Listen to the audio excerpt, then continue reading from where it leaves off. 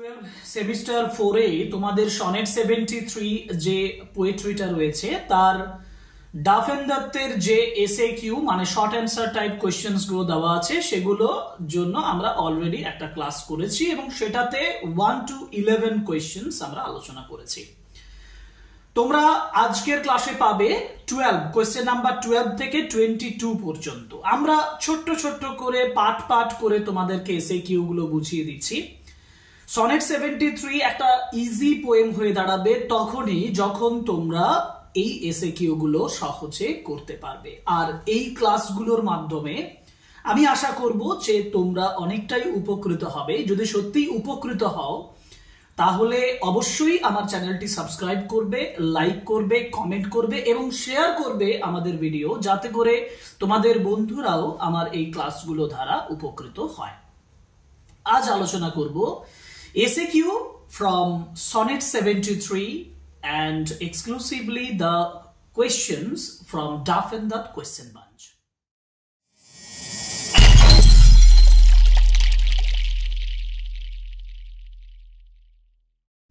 প্রথম যে কোয়েশ্চেনটা তোমাদেরকে দিয়েছে ভালোভাবে দেখো, আমি একটু প্রশ্নটা পড়ি। সেটা হচ্ছে which two things are being compared in the first quatrain of Sonnet 73? মানে which two things, কোন দুটো জিনিস, which two things are being compared মানে কম্পেয়ার করা হচ্ছে, তুলনা করা হচ্ছে in the first quatrain, প্রথম কোয়াট্রেন মানে প্রথম চারটে লাইনে কোন দুটো জিনিসের সঙ্গে তুলনা করা হয়েছে ইন সনেট 73। প্রথম কোয়াট্রেন পড়েছো?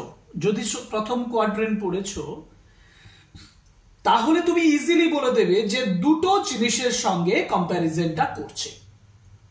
কি দুটো জিনিস?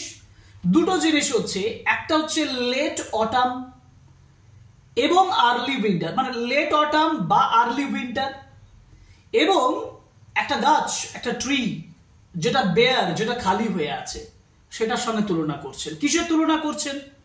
না, কবি তার নিজের জীবনের তুলনা করেছেন। দেখো আমি লিখেছি, আমি স্ক্রিনে দিয়েছি উত্তরটাতে বলছি দ্য পোয়েট কম্পেয়ার্স, যেহেতু ডাস দিয়ে প্রশ্নটা আছে যে আর বিং কম্পেয়ার করা আছে, আমি বলছি দ্য পোয়েট কম্পেয়ার্স, কবি তুলনা করেন, the poet compares his old age, তার বৃদ্ধ বয়সটাকে তুলনা করছেন। The poet compares his old age to the late autumn or early winter. First one, late autumn and or early winter, যে কোনো একটা, late autumn or early winter এর সঙ্গে তিনি তুলনা করেছেন তার ওল্ড এজটাকে। when, যখন, এটাকে তুমি ব্রেক করতে পারো, আমি ব্রেক করেও বলে দেবো, when, যখন the trees are bare and the leaves have fallen, যখন গাছগুলো উলঙ্গ হয়ে গেছে, বেয়ার হয়ে গেছে, খালি হয়ে গেছে, because the leaves are falling down, leaves গুলো, পাতাগুলো পড়ছে। এই কথাটা ছাড়াও তুমি এভাবে বলতে পারো the poet compares his old age to the late autumn or early winter, full stop. The bare trees with no leaves in it are also compare with his age. ঠিক আছে? আচ্ছা, পরের প্রশ্ন যাব। পরের প্রশ্ন মানে হচ্ছে কোশ্চেন নাম্বার 13 বলেছে what is the meaning of bare ruined কোয়েটস। আগে কবিতার অ্যানালিসিসটা যদি তোমরা আমার ক্লাসটা করে থাকো তাহলে দেখবে আমি কিন্তু বেয়ার রুইন্ড কোয়েটস খুব ভালোভাবে বুঝিয়ে দিয়েছি। আমি বলেছি যে এই যে কোয়েটস মানে কি? কোরা, সমবেত সঙ্গীত। বেয়ার মানে হচ্ছে not there, invisible. Ruined মানে ধ্বংসপ্রাপ্ত, মানে no chorus of the birds is there, এটাই মূল কথা। তাহলে what is the meaning of the bare ruined birds? না, bare ruined quails refers to দেখো refers বলছি, যতই আমার quails থাকুক, কোড আনকোডের মধ্যে আছে, যার জন্য আমাকে বোঝাতে হচ্ছে refers to the empty, খালি, leafless branches of the trees, যেটা আমি একটু আগে বললাম, the trees are empty because there are no leaves. Leafless branches of the trees resembling the ruined stalls of church choir. হ্যাঁ, এইটা একটা নতুন জিনিস দিচ্ছি যেটা চার্চ কোয়ারের ruined stalls এর সঙ্গে তুলনা করছে। আমি এটা নাও বলতে পারি, আমি বলতে পারি যে there are no leaves and there are no chorus of the birds. এটাও বলতে পারে there is no chorus of the birds. That's called bare-ruined quotes. দুটোই লিখতে পারো। What do the bare-ruined quotes suggest? আচ্ছা, এটা কি সাজেস্ট করে না? It suggests desolation, decay, ধ্বংস, desolation, পরিত্যক্ত অবস্থা, and the loss of vitality. Vitality মানে হচ্ছে প্রাণবন্ত অবস্থা, গুরুত্ব তার হীনতা, loss. A metaphor for the poet's old age, যেটা মেটাফর হিসেবে প্রেজেন্ট করে কবির ওল্ড এজ এবং ডিক্লাইন অফ লাইফ, জীবনের ধ্বংসকে বোঝায়। বুঝতে পেরেছো? কোয়েশ্চেন নাম্বার 14 বলেছে bare ruined quotes where let the sweet birds sang. এক কথায় chorus of the birds are not visible there because there are no leaves and there is no trace of the bird.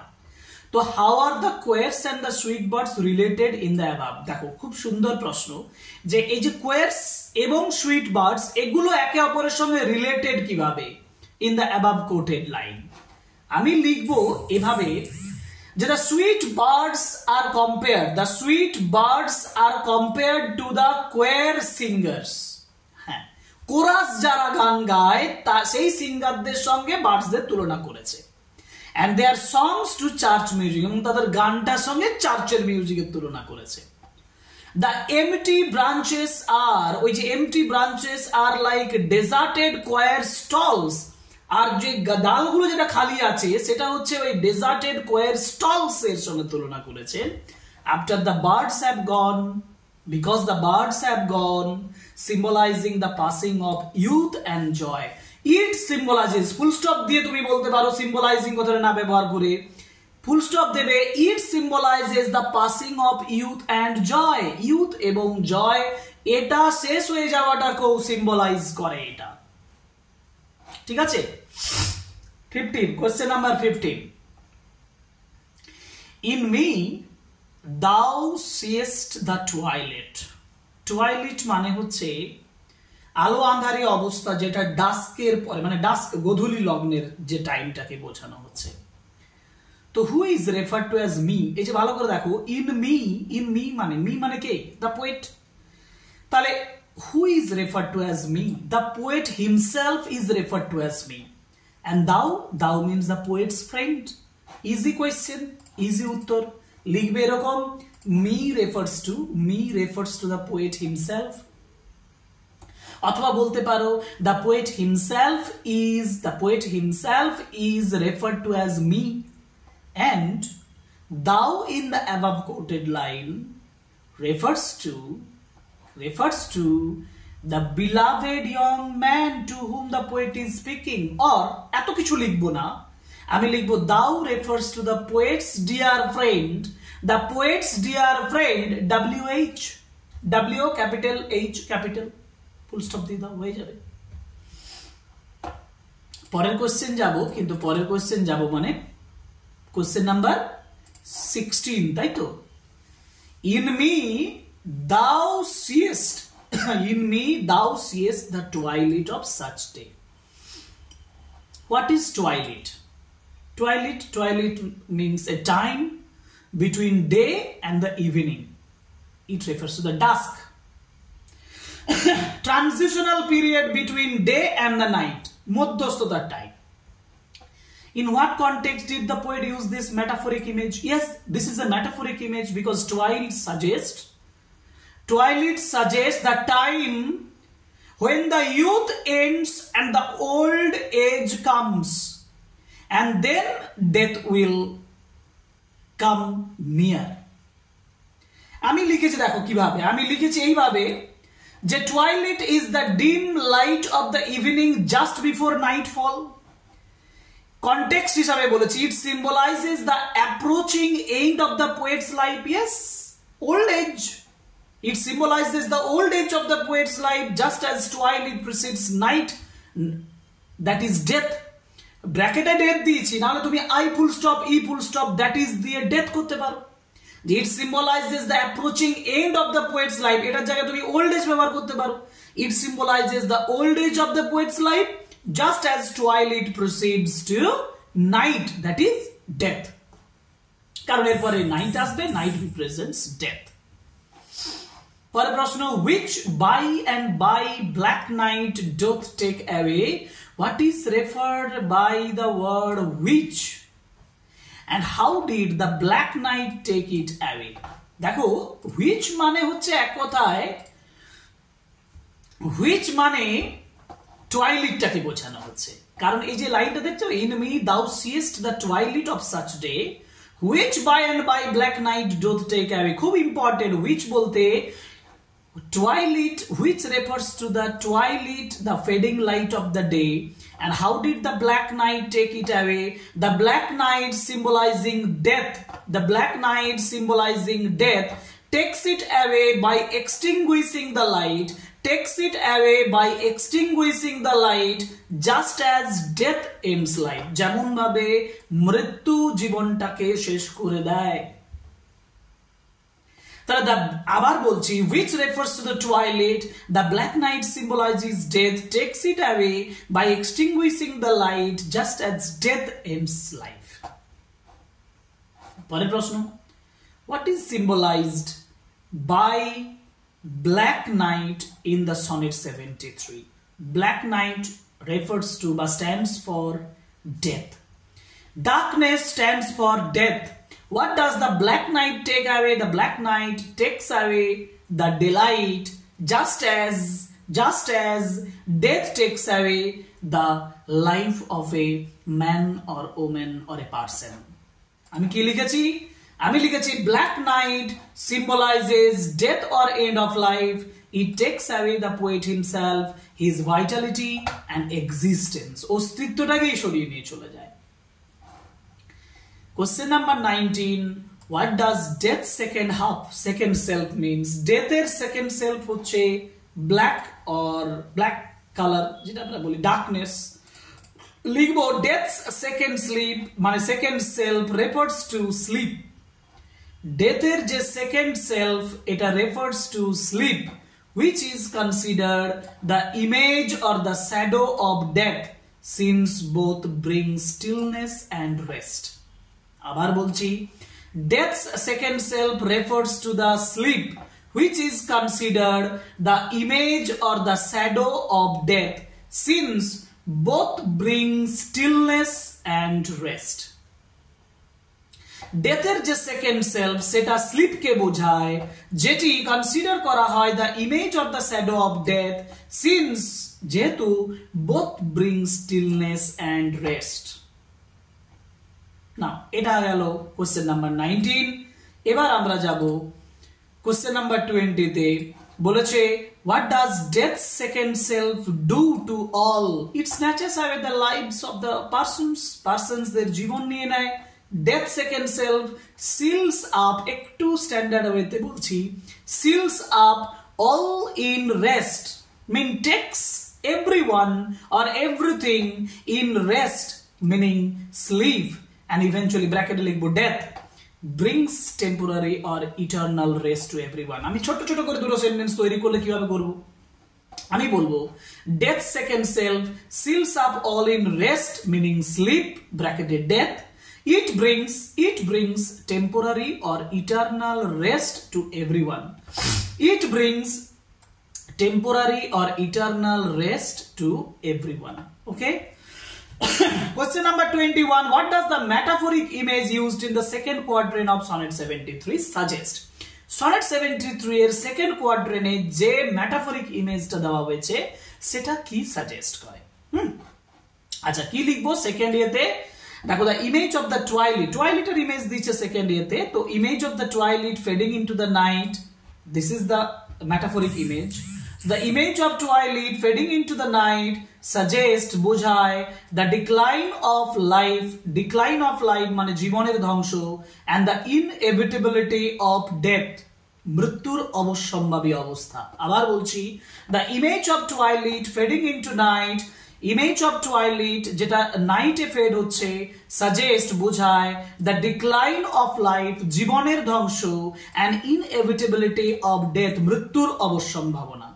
and it portrays, এটা portrays করে the poet's awareness of his approaching end.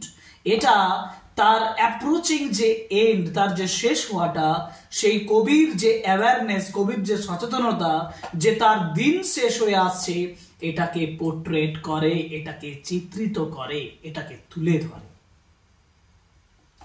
এবার যাব question number 22 তে বলেছে last question আজকের class, কারণ আমি বলেছি 12 থেকে 22 পর্যন্ত আলোচনা করব, কারণ পরের ক্লাসে আমরা বাকি মানে 23 থেকে 36, 23 থেকে 36 পরের ক্লাসে আলোচনা করব। তাহলে ওয়েট করো, আমি এক একটা করে এক একটা পার্ট আলোচনা করছি, এক একটা অংশ আলোচনা করছি, কমপ্লিট সিলেবাস মেকআপ করে সম্পূর্ণভাবে তোমাদের পুরো প্রিপারেশন করাবো আমার এই কোর্সে। আমার এই যে কোর্স সেমিস্টার 4 ক্লাস 12 এর কোর্স, তাতে complete analysis, complete SAQ, complete long question, complete writing সব থাকবে।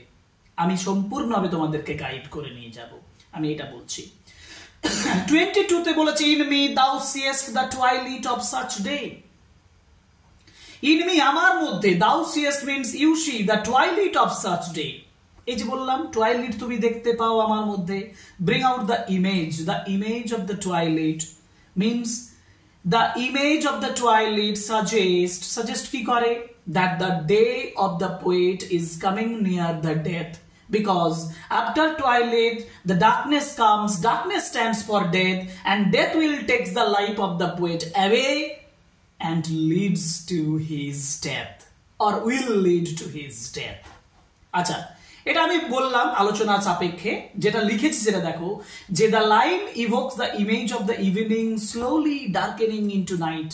ইমেজটা দেখাচ্ছে যে evening slowly darkening into night, symbolizing, যেটা সিম্বলাইজ করে old age leading to death, যেটা সিম্বলাইজ করে ওল্ড এজ, যেটা মৃত্যুর দিকে এগিয়ে যাচ্ছে। It expresses the poet's sense of fading strength, এটা এক্সপ্রেস করে কবির যে সেন্স অফ ফেডিং স্ট্রেংথ, তার যে ক্ষমতাটা আস্তে আস্তে ফেড করে যাচ্ছে, শেষ হয়ে যাচ্ছে, সেটা বোঝায়। And the gentle acceptance of mortality, mortality মানে হচ্ছে যেটা মরণশীলতা, সেই মরণশীলতার যে অ্যাকসেপ্টেন্স সেটা বোঝাচ্ছে। দেখো এটা একটু লং কোশ্চেনের মতন করে লেখা আছে, এই লাইনটা তুমি যদি একটু মেমোরাইজ করো, মুখস্থ করো না, পরবর্তীকালে তুমি লং কোশ্চেনে এটা লিখতে পারবে। হ্যাঁ, তো এইভাবে একটু জটিল করে করো, আর তা নইলে খুব সহজ ভাবে বললে কি হবে, যে this image, the image of the twilight suggest that the day of the poet is coming near the death, because after twilight the darkness comes, darkness stands for death, and the poet's death will snatch away his life in near future, and the poet accepts that, কবি এটা accepts করেন। ঠিক আছে, এইভাবে এসে Q করো, এইভাবে এসে কিউ লেখার চেষ্টা করো, বোঝার চেষ্টা করো, এবং ছোট ছোট ছোট ছোট করে সেন্টেন্স লিখে লিখে প্র্যাকটিস করো। দেখবে তুমি এসে কিউ কেন, ইংলিশ ল্যাঙ্গুয়েজ লার্নিং এর ক্ষেত্রেও, ইংলিশ ল্যাঙ্গুয়েজ বলা এবং শোনা এবং লেখা তিনটের ক্ষেত্রে তুমি একটা কনফিডেন্স পাবে।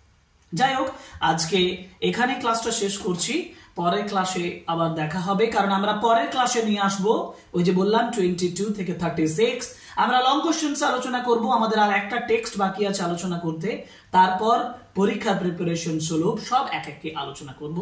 আজকের ক্লাস এখানে শেষ করছি। Thank you very much, good by.